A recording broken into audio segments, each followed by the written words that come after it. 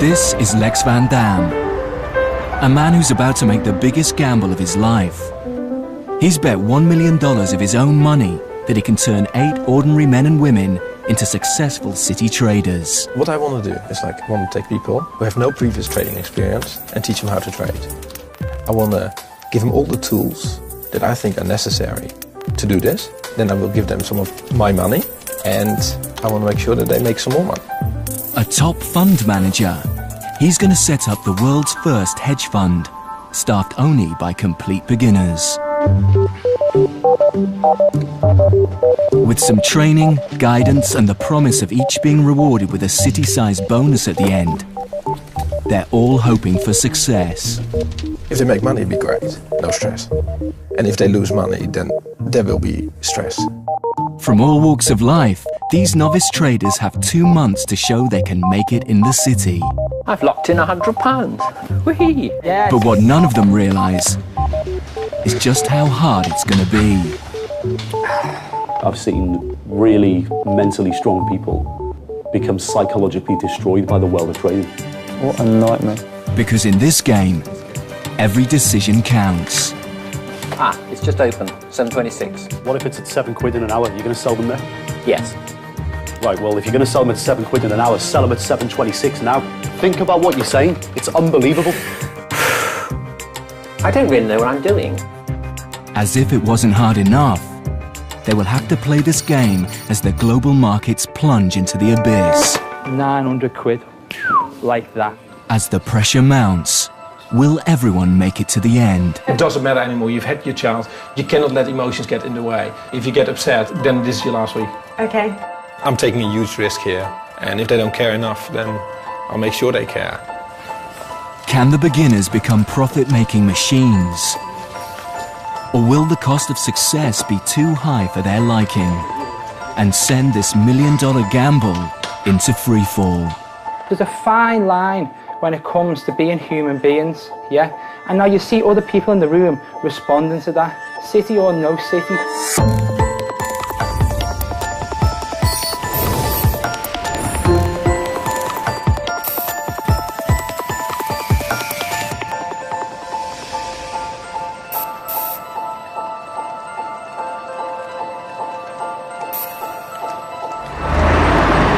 With $1 million of his own money at stake, Lex van Dam alone will choose the novice traders. It has to be like a diverse group of people. But we do need people who are able to work very hard and who are able to cope with a certain level of stress. After 16 years as a successful trader, he knows exactly what he's looking for. To qualify for a place, the applicants only need 2 qualities: the ability to handle stress and be good at maths. What is 32 times 32? 32 times 32.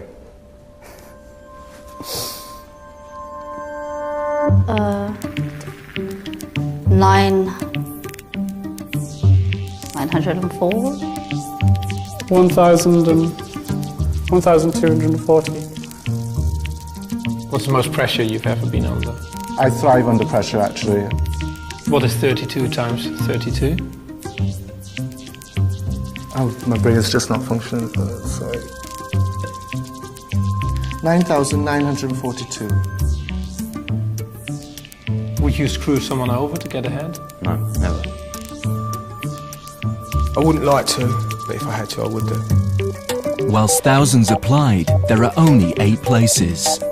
What is 32 times 32?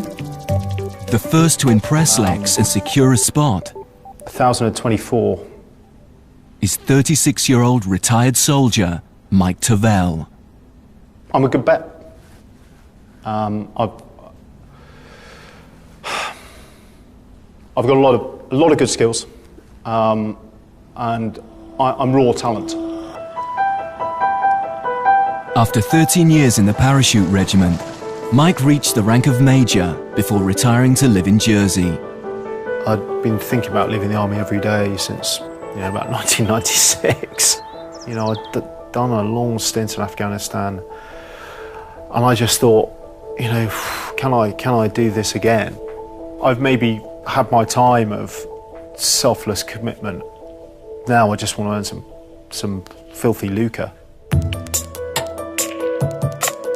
Joining Mike are the remaining 7 successful applicants who will all undergo a rigorous training program. We've got 8 weeks here, so we need to make money over those 8 weeks. So we need to think about what is going to drive stocks over that period. If you can predict tomorrow's newspaper, you'll be very rich. Nobody asks you to be awake every night. But if you sleep really well every night, there's probably something wrong. That's the most you'll hear me speak, ever. Okay. From Lincolnshire, 34-year-old shopkeeper Amit Jopanputra sees this as an opportunity to get himself a better life. I mean, just walking out into the street, you know, it's different completely, obviously, you know. Instead of selling Mars bars and tea bags, you know, I'm probably going to try and sell shares in Vodafone and stuff like that. So yeah, it's different. I just want to find out more and see if I can cope with it and see if I can understand the subject a bit more. The group have just 2 weeks to get up to speed and will be trained by leading city experts. There's no right way to trade. There is no rule book. What there is different people finding what suits them and makes money. They'll cover everything, from generating ideas... We're interested in trading on the stock Benfield, BFD. Could you give me to phoning up and placing a trade with a broker. 245 and 3/4, 46 and 3/4. Quite a thin size at the moment, Simon. From Croydon, Oxford-educated IT engineer Simon Brew is keen to learn as much as possible.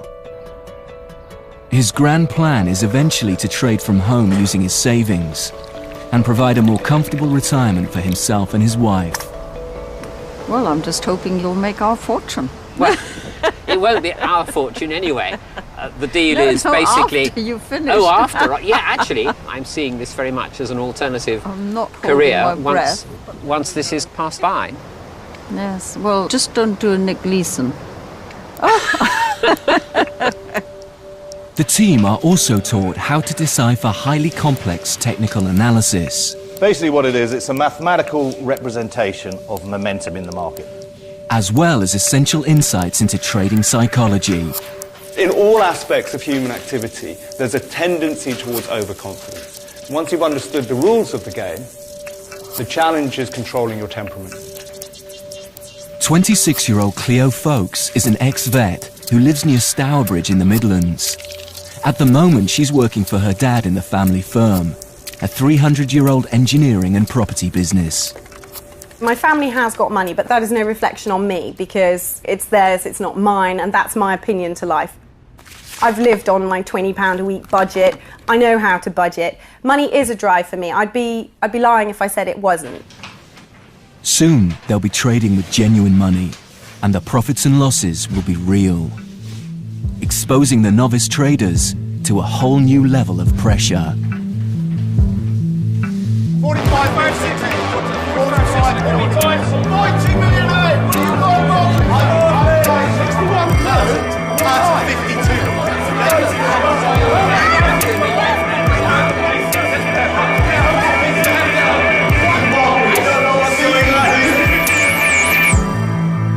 The prospect doesn't scare Emil Coleman, a 30-year-old fight promoter from Toxteth in Liverpool. Because for me, it's about validation. People assume when they look at me, this is me. I'm many different things, and I want to be able to prove that maybe I can be a trader as well. The British Chambers of Commerce says the economy faces a serious risk of recession. Fresh concerns about the health of banks around the world have again undermined share prices. At one point, shares... Today in the stock market, with the FTSE down over 80 points a short Day 1, Monday morning, 5 a.m. With training over and the credit crisis looming, their lives as traders begin. Entrepreneur and single mum Caroline Taysom is leaving her 4-year-old twin girls in the care of her mother to travel from Winchester to the city. I think the skills that I've gained, you know, self-control, stamina, determination, real desire for business success, are going to work incredibly well within the trading arena. 20-year-old Oki Imukwede from Tottenham is partway through an economics and maths degree. The nature of trading is that money can come and go in such a flowing way that it's almost like a living, breathing thing. It's important that you keep all of the reins in so that you can control it. Highly ambitious, these next 2 months will reveal whether he has what it takes to become a city trader. Finally, environmentalist Dr. Sam Doobie, the unlikeliest of all the traders, is taking part to find out whether it's possible to trade ethically and still make money. A good trader has to have such a good idea of what's happening in the world, has to be so aware of the wars that are going on in Africa, the droughts that are happening in India, the floods in America, yet the only focus is on the financial aspect of it. And that's a real problem. The 8 rookie traders have been given their very own trading floor in the heart of London's Square Mile. Complete with computer terminals plugged directly into the world's stock markets, they have everything they need to start trading. And the world's most scrutinized but least understood institution will be revealed as never before. Their first 2 weeks of trading will be critical. $1 million for me is very significant, and I can't afford to lose it. If I lose it, it's a disaster. If I lose half of it, it's half a disaster, which is still a disaster. If I lost 5%, it's humiliation. If I lose anything, it's terrible. How's everyone feeling? First morning? Early start? Yeah, rosy. Although Lex van Dam is supplying the money, he's appointed a supervisor to be his eyes and ears. An 8-year veteran of the city, Anton Kreil retired from trading 2 years ago at the age of 27, a millionaire. I know the feeling around the table is quite laid back and like quite laissez-faire this morning because it's the first day. But like you've got, I mean, the news and stuff in the morning, you've got to be really military and like really, you know, get into what is going on in the world, you know, and then you can try and make sense of it, right? Okay. But, you know, the hours between 6 and 7:30 are absolutely crucial to your day. Right, market's opening in 1 minute. Let's go make some money.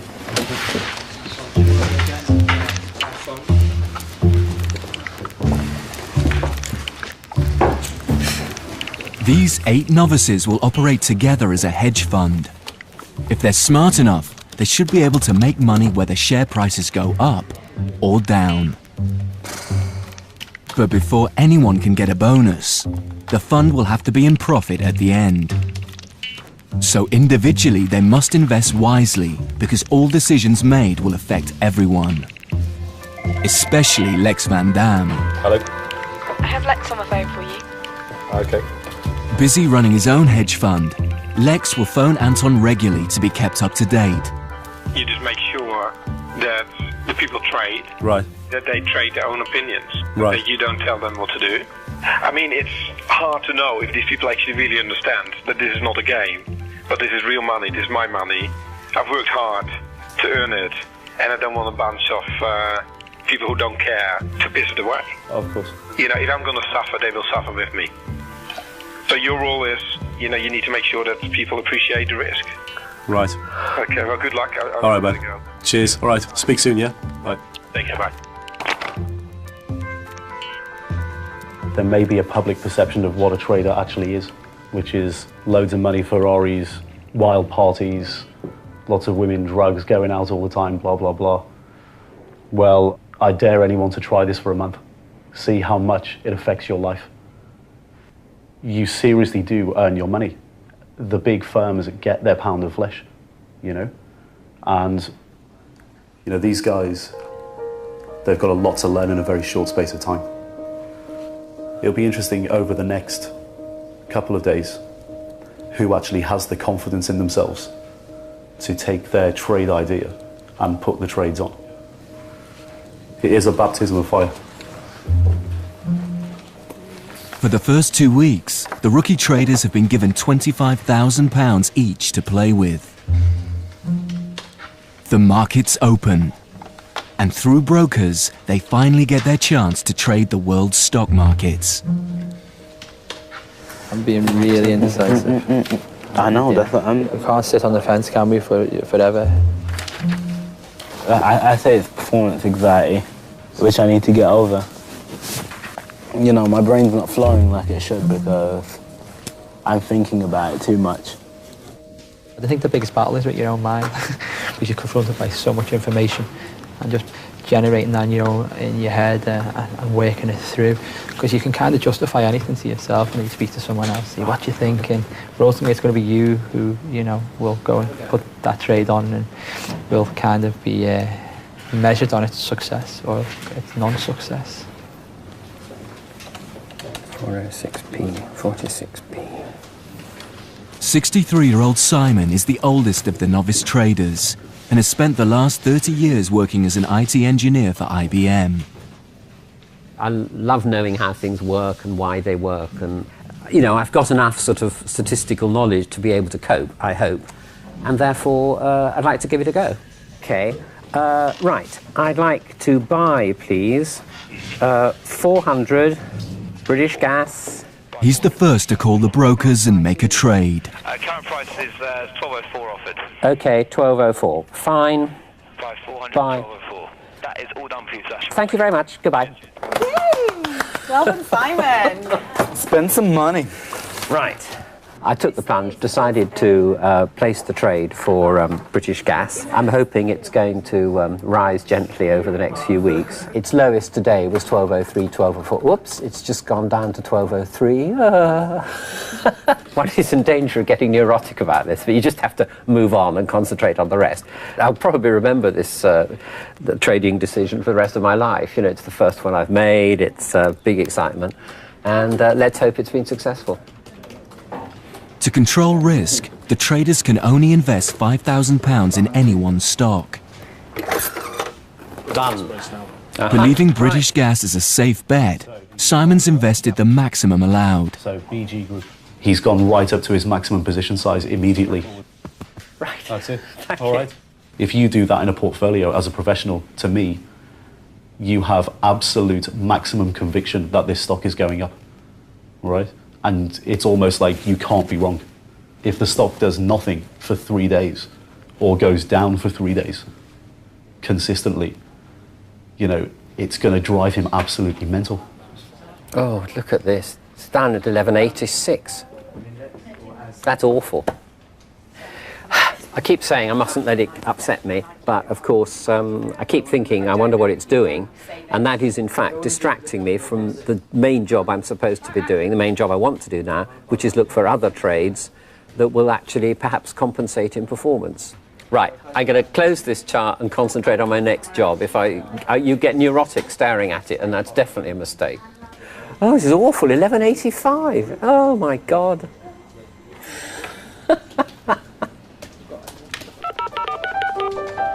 I'm looking at Halfords, the code HFDLN. Can I get 100 shares of that then, please? 100. 100. By the end of their second day, several novice traders have taken their first dip into the markets. I'm looking at Admiral. Can I get a price on Domino's, please? DOM. Can I short that if it goes to 189, please?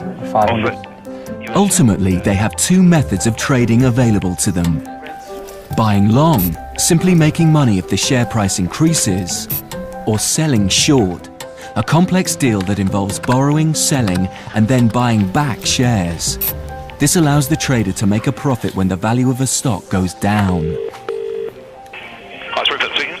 Rupert, it's Caroline calling from Traders. Hello, Caroline. Hello, I want to, well, I'm good. I want to place my first trade, please. That's absolutely fine. Which stock are you looking at, Okay, please? well, I'd like to buy Tate & Lyle, Tate LM. 42-year-old single mum and entrepreneur Caroline has always wanted to work in the city. That's all done. Fantastic, thank you. Okay, bye-bye. Bye. I've done it. Although she's determined to succeed, she finds the idea of selling short or profiting from the losses of others hard to stomach. It seems awful that you can sit here as a trader and wish that the value of the company would go down so that you can make money on it. It's really morally quite bizarre thing to do. Yeah, and somebody who spent a lot of years building up a company to sort of lose the control that you have over that just because maybe another company in your sector is is performing particularly bad and you get pulled down with them. It just seems horrendous. Bollocks. That's a real bugger. Former vet Cleo is less concerned about the ethical issues of trading. Shown during training to be a highly intelligent, structured thinker, it's believed she has the greatest potential in the group. I think it's an environment that I'd be really good in. It's fast-paced, which I thrive in. It's pressure-driven, again, which I thrive in. And I love the way that these huge macroeconomic issues impact on all the stocks and this type of thing and how everything is interrelated. I just find it really, really interesting. It's a global event that gives Cleo her first trade. Let's go straight to our top story this morning. Investors reacting to mounting instability within the Middle East. It obviously has everybody here concerned, both on a personal level as well as a collective business confidence level, as the sabre rattling goes forward. A missile test in Iran causes Middle East instability, and as a result, oil prices begin to rise sharply. It spells bad news for heavy fuel consumers. They're just gonna go. Jumping into the market, Cleo's quick to short sell British Airways, betting their share price will fall as their profits get hit by rising oil prices. It's a good deal, but her caution is getting the better of her. She's only traded 200 shares, by far the smallest investment of the group. You know, it's more I wanted to just get through it. I know that sounds awful. And I know that's completely the wrong rationale, but I prefer to place one small little trade because it's the first time that I've ever dilly-dallied with anything like this. Oh look, see, it's down. 200. I'm so sorry. I'm going to keep myself under wraps now. It's just the first one. I get really overexcited. Right, sorry, guys. Really sorry. I'm going to control myself now. Oh my god, it's just gone again. How much have you made? 1p?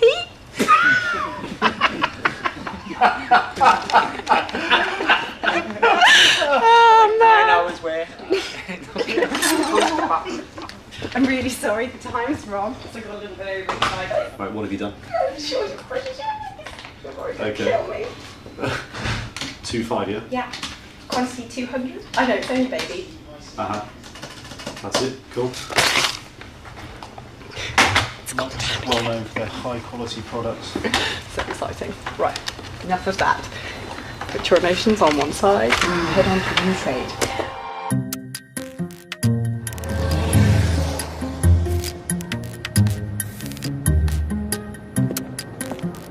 The life of a trader is all-consuming. Long days begin with very early mornings. The team is expected to be in the office by 6 a.m., working out their strategies well before the markets open at 8.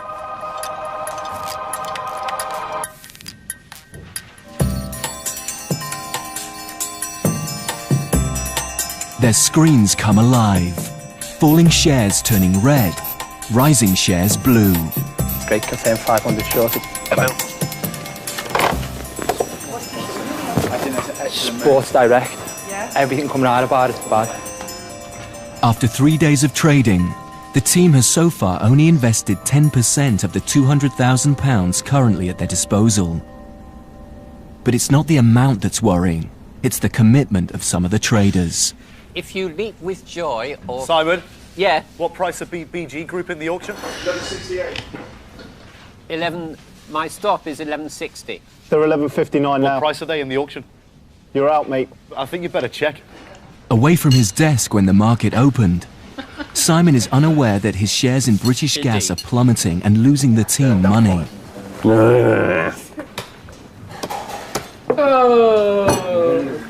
You may recall I placed a trade yesterday on British Gas. You've been closed out. Oh, bother. You have no position yet in British Gas. Right, so what was the closing price, please? Simon's shares have fallen so sharply, they've been sold on automatically. Yeah, I can confirm you were closed out at 11.58. 11.58. Right, okay. Known as a stop loss, this is an order with the broker to close a trade if it loses too much money. Gloom and despondency. Overnight, Simon's trade has cost the team £250. Just forget about it. No, I'm not stressed. I just want to explain why I did what I did, to see whether I could and should have done anything differently. We'll have a proper chat about it later. Later, for yeah, now, mid-morning. For now, absolutely. Don't worry about what's happened this morning. No, I haven't. No, honest, trust me. As it stands now, you've got no positions. That's and right. You need So to generate some ideas. the slate is clean, so start again. Yes, Yeah. absolutely. No, I'm Idea taking generation. it Yeah. very much in that vein. Cool. All right, mate. A little bit concerned about his behaviour, very lackadaisical, and right. You know, I had to shout over to him. To be honest with you, I'm just a little bit pissed off, and I just don't. You know, you cannot behave like that on a trading desk. You know, it just shows a really bad attitude towards investing somebody else's money in the market. If you behave like that in the real world of trading, like, your career is going to be very short-lived. There are, however, some within the group who are showing real promise. Both fight promoter Emil and Sam the environmentalist have made money. You know what, I feel a bit ill when I place one of these things. I really don't like it. The jitters? Yeah. It's unbelievable. It's a I rush. really don't like It's it. I don't find it a pleasant rush though. I find it a really uncomfortable feeling. Oh, do you? Yeah. I know, I kind of like that adrenaline thing. It makes me feel exactly like I felt when I was a kid lying. I think it's just because I'm making a decision based on a best guess. And I'm not used to guessing, I'm used to being sure about don't it. you think this shows the fallacy of it, that the fact of that, like, you know, in reality, no matter how many charts we look at, no matter how everything else, we go on how we feel. That's exactly. No, it's no like one any else. gambling. It's why I'm not a gambling person. Yeah, I don't gamble. There's only one person left in the group who is yet to make a trade. Having just left the army, Mike now wants to be a professional trader. Half the game here is timing. You can have the world's best trade if you like, but if your timing is wrong, you don't make a profit, or worse, you make a loss. Beginning to think that I should maybe just grow a pair and get on in there, and then just work it as it goes. But it's just it's just like parachuting. It's taking that first step that's difficult, and then actually after that you're fine. Well, until you've got to pull the red handle, maybe. I don't want to have to be pulling any red handles around here, that's the thing. You've got to take risk to make money. Of course you can lose, but if you're not invested, you cannot make money. It might as well just be in the bank earning 5%. It's concerning, because you cannot succeed in this business behaving like that. You'll never make money. What can you do? The last thing the economy needs right now is for the standard mortgage spigot to be turned off. In terms of these two companies, they own or guarantee about half the $1 trillion of U.S. mortgages. Take a look at Freddie Mac. It is off by more than 1/3, losing 1/3 of its value this morning. The government is going to be absolutely bound and determined to do whatever it takes to keep the money flowing to home mortgages. Only a week into trading, and the novice traders are dealt a heavy blow. US mortgage giants Fannie Mae and Freddie Mac hit the rocks, and the world's markets reel in shock. The trading screens turn red, showing a massive fall in shares across the globe as £35 billion of investment vanishes in a matter of minutes. Like, look at the dollar versus the euro and the pound now, right? The dollar is likely, if this continues, to get smoked. In the end, the taxpayer has to plug that gap, right? Yeah. The US government has come out and said that if Fannie Mae and Freddie Mac go to zero, then they'll guarantee the debt. The market's taking it negatively because the government's basically admitted that there's a possibility that they could go to zero, right? And if they bail them out, we're talking hundreds of billions of dollars, right? And who ends up paying for it? The US consumer. I mean, to anyone who's been in the industry a long time, this is like proper scary stuff, you know? And the entire basis of the US economy changes if this happens. I mean, the US is over for a generation if this happens, potentially. This is why the markets are so volatile. This is why the world is in a complete mess at the moment and no one knows what to do, because there is no light at the end of the tunnel. 319.75, yeah? 375, okay. And that's 1,000 shares that you've bought. That's it, mate, yeah. Great, thanks a lot, Luke. All right, mate. The global credit crisis has spread to British shores, and Sam, the ethical trader in the group, Good lord, that was a rapid rise. spots a chance to make money. The mortgage lender Alliance in Leicester has now found a buyer, allowing the company to shore up its finances after losing 2/3 of its value over the past year. Now, Spain's biggest bank, Banking giant Santander has announced a takeover of Alliance in Leicester. Quick to react, he buys 1,000 shares. They rocket and make the team an instant £200. Out of Alliance in Leicester. Good enough. You got out to 32.5? Yeah. Good, man. 328. See. Hello. He's just sold them. Superstar, mate. 332.5. Yesterday, I read a news story on Alliance in Leicester, so I bought some shares in them. That made the share price go up, and I sold them and made some money from reading a news story. I didn't do anything. That's the nature of the game, really. You're not doing anything at all, really.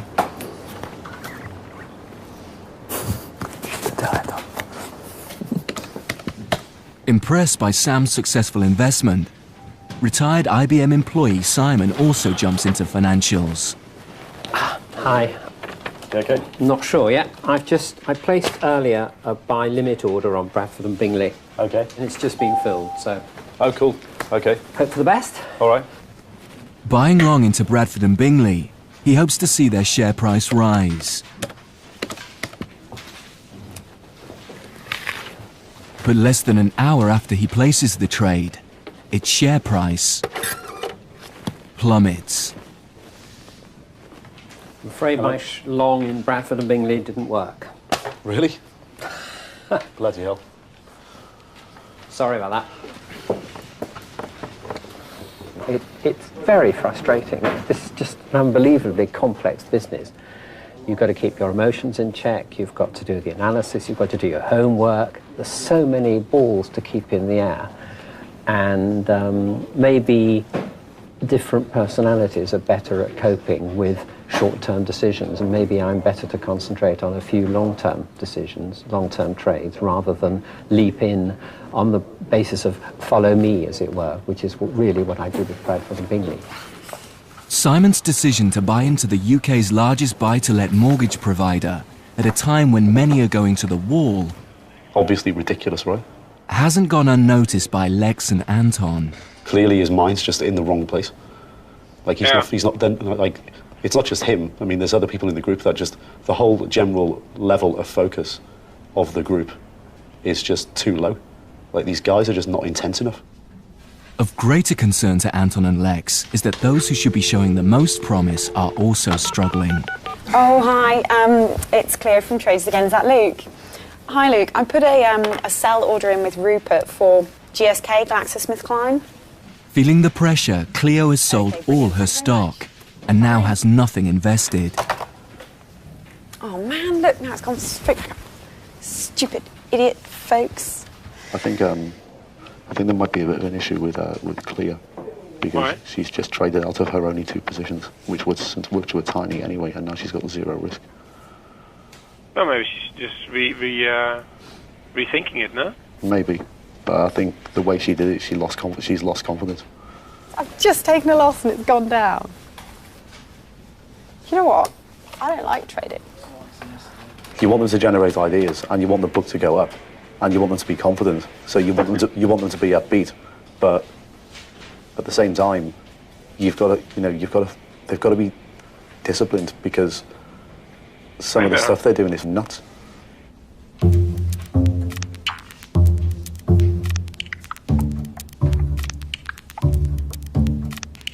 So far, the team have only invested £40,000 out of a possible £200,000. They've been trading in the worst market conditions seen in years. And although they've had some successes, overall, they've yet to make a penny. It's definitely been noted over the last couple of days that a lot of crucial things in the market that's been coming out has been missed by people. Things like being on the desk when the market opens, popping off for 30-minute lunches, Like, it's just absolutely not acceptable. Yeah. I had, in 8 years, 2 lunches outside the office. Okay? As a team, to make money, you really need to be here. Because if you're not, you don't stand a chance. We're in the worst trading conditions that we've been in for a generation. But if you want to give yourselves the best chance of making serious cash and beating the professionals, you're just going to have to step it up, like, massively. And take it to the next level. I mean, nobody ever said this was easy, but God, it is a lot more difficult than certainly I ever expected. It's extremely difficult. I think it's just going to be quite a steep learning curve for us. Of course it is. I know that. No one is doubting that whatsoever. Days. All right. Thank you. Are you okay with all that, yeah? It's difficult, isn't it? It's fucking impossible. Yeah, but it's not. It's difficult. We know that. I don't think I can try any harder, that's all. No, but you can. No, I can't. Anyway, let's leave it. Simon, you definitely... Look. No, let me place my oil tray. I'd rather do that right now. Okay. Well, let's talk about it later, yeah?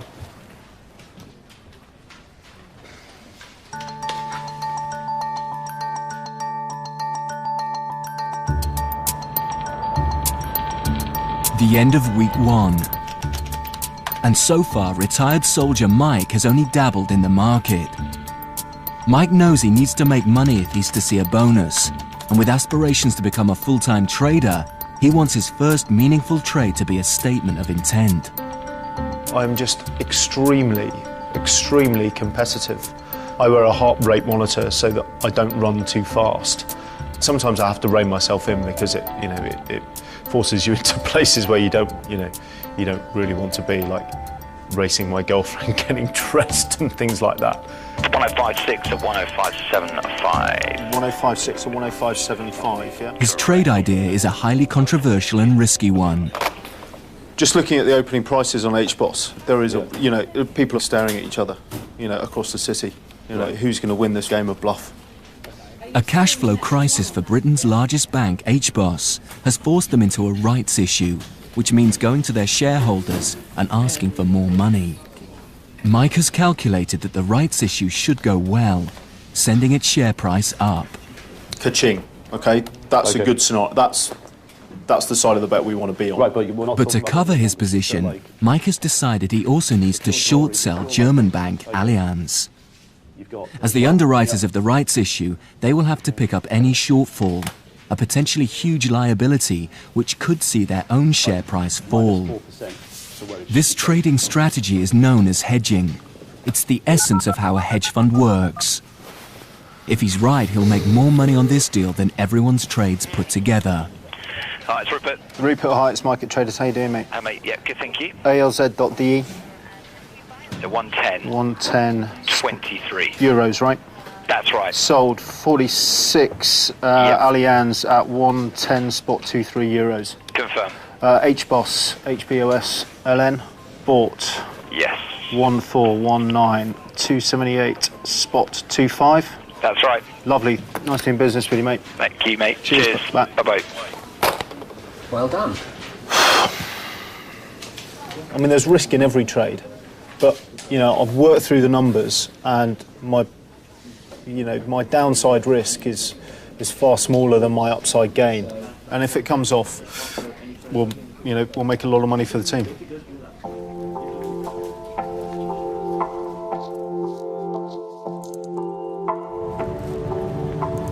The second week of trading, and as world markets become more unstable, the pressure to make money intensifies. The government has come close to admitting that the fiscal rules it set itself for managing the economy can no longer be met. The Bank of England has kept interest rates unchanged at 5% as it struggles to respond to rising inflation. Insisting no decision had been taken on rewriting debt levels, were careful not to dismiss the idea. Everybody's thinking of the credit crisis at the moment. And they're all, basing all the ideas of that credit crisis. Yeah. But it's total risk. It feels like we only look at one trade, which is advances. Everybody's obsessed by this thing. Then the other thing is You have to tell people if they keep trading in such small size, they'll never make any money. Okay. And they're not going to get more money, and they're not going to get paid at the end of the period because they haven't made any money. So they need to trade a little bit larger. So basically, like we're going to... First week boring was fine. Second week boring is not so good anymore. For this hedge fund to be successful and make money, everyone must invest their cash. Failure to do so could result in their removal from the team. Please rally. At the beginning, Cleo was highlighted as someone with great trading potential. But after starting with immense self-belief, her confidence is collapsing.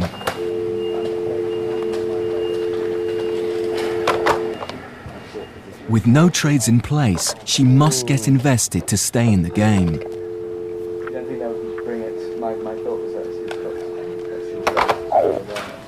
What to do? I hate this. I think I actually hate this. No, but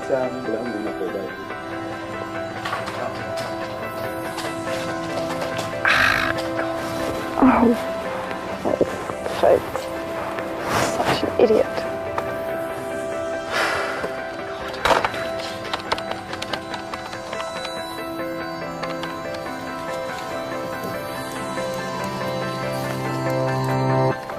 Why didn't I just bloody buy it? She's actually really scared about trading, which is a little bit concerning. I think I might have to go and speak to her later, take her out of the office or something, because I can see that her head's a bit all over the place, and she's really scared about pulling the trigger. I just can't commit to it. I just can't commit to it, you know? You don't, look, it's very, very difficult, this business, okay? And you know, it's the whole... It's difficult to I'm take... a perfectionist, to take that abstract thought process and those ideas, those trade ideas, yeah, and put them into practice and then manage risk, okay? They're two really different skill sets. But you're indecisive because you're a perfectionist, right? And you can't have indecision in the business. I know. I'm so aware of this. Okay. Yeah, I'm telling myself the whole time. Nothing ventured, nothing gained. Just put it on, just put it on. And then I just sit there and fanny about. Just accept do that. Nothing. Just accept that you cannot be right 100% of the time. It's impossible. I know. It's absolutely impossible.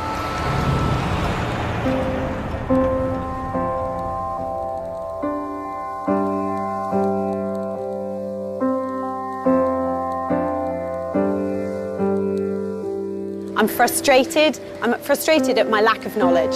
Massively frustrated by it, and that spills over in this, you know, this sense of being. And I feel like a lamb to the slaughter at the moment.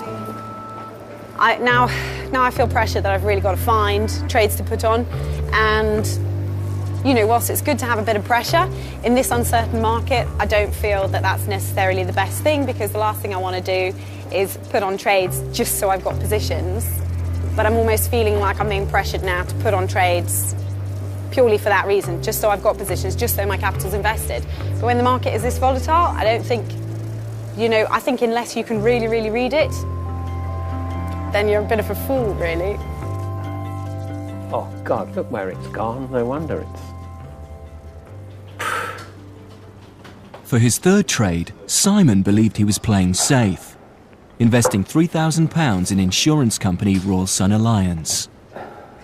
I've got an open position on RSA, which I'm getting a bit nervous about. It's had a terrible day. It's unfortunately, majority of them have today. I was thinking of lightening my position by buying, say, 800. That would be 1/3 of them, roughly, and then lowering my stop to stay in the market for the rest. You could do that. See why not? Right. Let's make a decision. Could I buy 800? Buy 800. At whatever the market price is now? It's 50 and spot 4. Simon has just made a fundamental mistake. To reduce his risk, he should have sold 800 shares. Hang on a sec, you've got a sell stop loss on, yeah? No, I've got a buy stop loss. You've got I beg your pardon. I'm so sorry. I've gone completely the wrong way. Right. This was a buy. 800 now, you see. Ah, well, could you sell them again? That was a mistake. Simon, I'll be selling you 1,600 now, is that correct? Correct. That's price to sell match 15, spot 1, so you're making a loss on that. Oh, shit, just my luck. So let's just say this again very slowly. You have sold 1,600. 1,600 at 115. 115. Spot 1. Spot 1. Okay, that's amended for you as well. Okay, done. Thank you. Cheers, Sam. Cheers. Bye. Bye.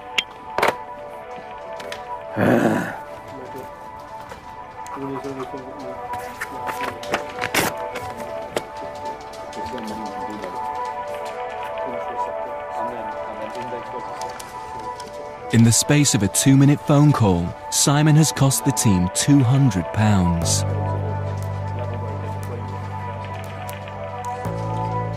So far, every deal he's made has lost money.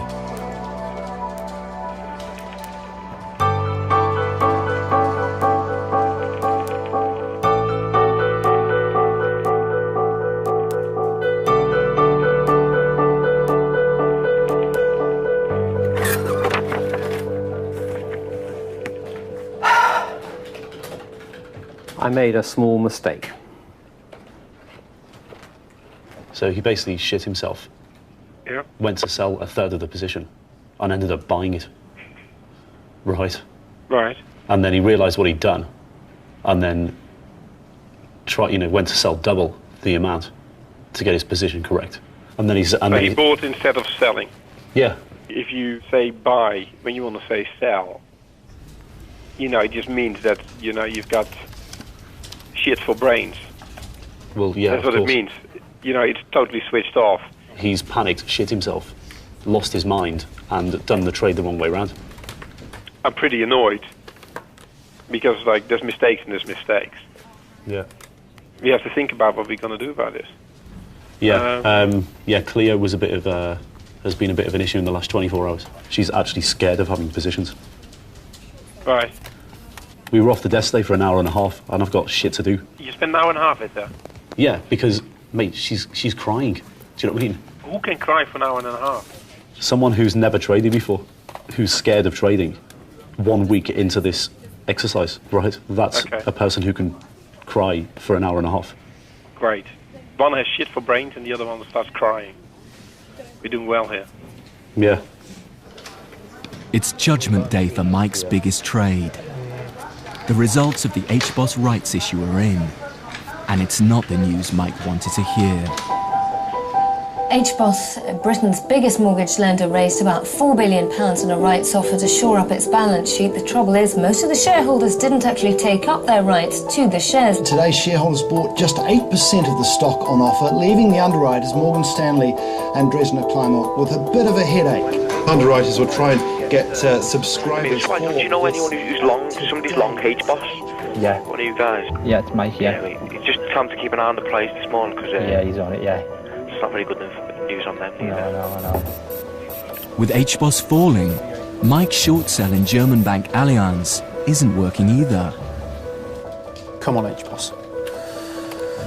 Despite the problems, its share price is unaffected. I'm hanging on to my arse here. Jesus Christ. I mean, my reason. What is your ratio telling you? Your ratio It tells you that I'm down about 4%. I'm right on the brink. Come on, bitch. Sake. His £8,000 pairs trade is now losing money. It's not good, not good. And he's provoked the wrath of Lex van Dam. Hello. Hello, I have Lex on the line. Okay, thank you. Thank you. Hey, how you doing? Hey, man, how's it going? Okay. You see HBOS? Yeah. Does Mike know what's going on? I don't know. He hasn't spoken to me. It was madness itself to go long HBOS. He's been waiting for weeks to trade, and then this is the best thing he can do. It was just stupid. Okay. He's just sitting there in the ocean, and maybe the wave goes the right direction, and maybe it goes the wrong direction. And we both know the way they're trading at the moment, it's always going to go the wrong direction. I've just got to be I really have to go. All right, cool. Bye. Yeah, bye. Mike. I reckon I need to cut that position. We're down about 5, just under 6%. Okay, so the cut's there. Cut it, move on. Don't feel bad about it. shit happens, and this is just one trade out of many that will happen. Absolutely. Yeah. Cool. All right, mate. So if you want to do that, that's cool. Okay. Yeah, he's gutted, but like I'm looking at this personally as a trade that could have gone massively right and a little bit wrong, and it's gone a little bit wrong. You know, he spent an entire weekend probably thinking about it, walked in and lost money, right? And that's just the life of a trader.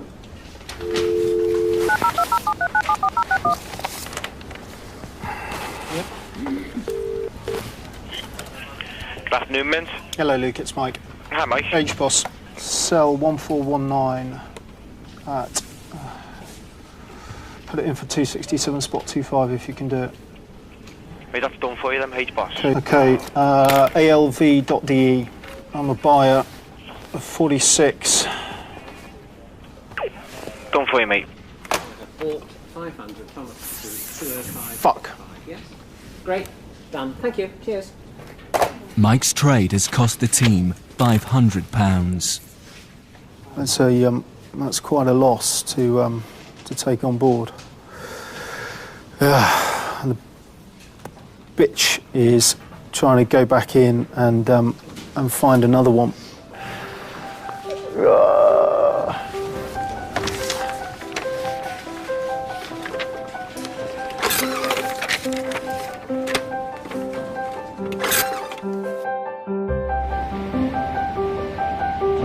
The UK's biggest mortgage lender, Halifax Bank of Scotland, has announced that its statutory first-half profits plunged by 72% to £848 million. The bank blamed the loss on the credit crunch and also reported an increase in bad debts.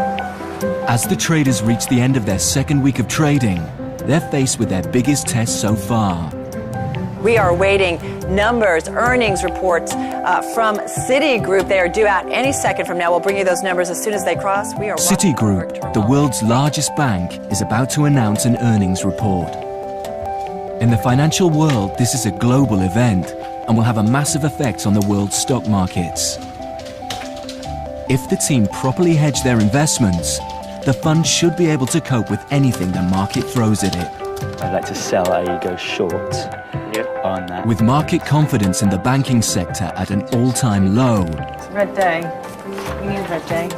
the novice traders have predicted the figure will be bad. 1,000 would be 2,000. Convinced there's an opportunity to make some quick cash, they all go short. 263. Well, I'd like to put in an order to short 900 of them, please. Okay, I want to sell short. 698, £7.50. 697, 700. Okay, I'll sell. Can I have 698? It's not actually bid there, it's 697 bid. Okay. You wanted to sell it at 698. Yeah, sell short. That's my biggest trade. How much? Nearly £3,000. Ooh la la. Back in the game. Hi, who's that? Hi, Rupert, it's Emil from Trades. Hi, you okay? Can you look at Domino's for me? DOM. In total, they short sell 16,000 shares, a massive £41,000, in the hope that prices will fall. Yes, baby, go down, go down. But not one of the traders has hedged their investments by going long in case prices should rise. A potentially calamitous mistake. Well, it looks like that these numbers are better than had been estimated, Carol, and we are actually seeing, as we speak, the futures really paring the losses very rapidly. As I look at my Bloomberg terminals, you can see what the shares are doing in the pre-market already, up by 3%. Sell. And RBS is going up with that news. Is there something else? RBS Is there is something going else? up. Is there How something can else? RBS go up HSBC is going with up. that news? Lloyds is going up. Only a fraction, so is there something else? For the novice traders, it's the worst news possible. The figures are better than expected. The markets immediately rally and share prices rise across the board. This morning's short-selling frenzy has left the team massively exposed, and they're losing money fast. 6%, mate, yeah. 6% a day, I short them at 290, 292. Just making sure that you're aware, mate, of what's going on, because obviously you bid you short and you don't get carried out. Yeah, 304. From a position of profit, the group are now facing a heavy loss. It was like Monopoly today, it's great. Everyone's just gone for it. It's quite a nice atmosphere actually in the office, even though we're all hemorrhaging money. It's absolutely typical. I think a lot of people got into banks because there was a hubbub about banks yesterday, and everyone has got absolutely trounced on it. If it was one person getting absolutely trounced, I think it would be quite difficult. But because everyone's in the same position, yeah, it's fine. I think the mood is pretty good considering. They've been trading for a fortnight, and so far they've only lost Lex's money. Hello. Good afternoon. I have Lex on the phone asking for you. Okay, yeah, put him through, thank you. Hello. So what's the P&L? Not gonna like. You're not gonna like. I'm not gonna like, okay. Down 2.5 grand. You're joking? No. Are you serious? Serious. Wow. That's a lot. You know, I am actually starting to get a little bit upset. I'm not the type of guy to, you know, humiliate people in front of a group or give people shit for no reason, you know. But, you know, if I have to give them shit, it's for their own good. Because if I don't, Lex will walk in one day and just destroy somebody in front of everybody. And that's not going to be good for anybody. Oh, we're getting our fucking faces ripped off, that's what's going on. The people who are doing their conkers today are people who've shorted on the open and bought nothing against it. Right? Yeah. Market moves 0.5%, and look how much money you can lose from a 0.5% move in the market. You've been muppets. Like, you've shorted something naked from after all the conversations that we've had, right? And it hasn't even entered your mind to buy a UK bank against it, given that financials are the most volatile sector in the world right now. Yeah. You've got to learn from your mistakes. It's risk management. Naked punting is for idiots. And if you're down 2 grand today as a group, yeah, and you multiply that by 45 days that we've got left, you're going to be down 90 grand on 500 grand. What do you want me to do? Like, put everyone up against the wall with a gun to the head and say, fucking manage risk. You're trading with somebody else's money. You know? If this was my money, I'd be so scared. You've got to seriously think about what you're doing and the risk that you're taking. Because we walked in this morning and I don't think anybody thought we'd be down 2 grand this morning, right? No. No one thought that. But guess what? 4 hours later we are. This is the week where they need to make some money. Oh, he's going to kill me. I don't need to feel less self-worth at the moment. We are under Russian invasion and the Russian occupation right now. Turkey, Azerbaijan and Armenia, the countries that border it. Like, this is gun to the head time. Fine, decision, I will sell them. Now. Look, I'm not telling you what to do. No, I know you're not. For Christ's sake. If it's legal, the morality is irrelevant. Is that what you're saying? Sam, it's a bad world. I think it really brings out the bastard in you. The last time I had trauma like this was getting divorced. If people walk out because they can't take it, so be it.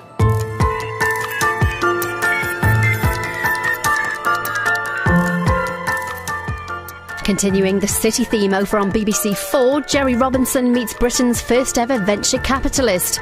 And Charlie Brooker's got a thing about TV shows that come with a mission to achieve, and he's firing off again next on BBC2.